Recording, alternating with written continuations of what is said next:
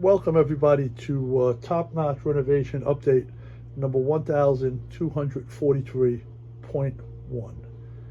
And all the lighting on the promenade is done.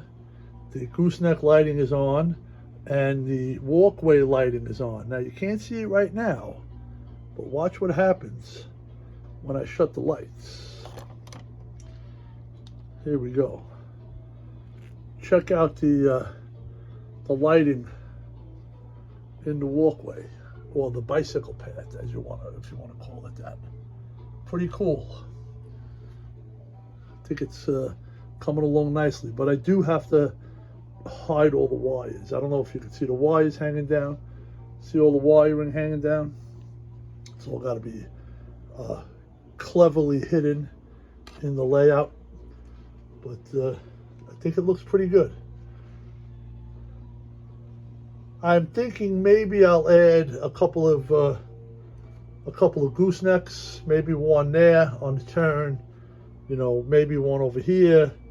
I'm not sure what I'm going to do. One there. Sometimes you don't want to put too much lighting. You want just enough lighting.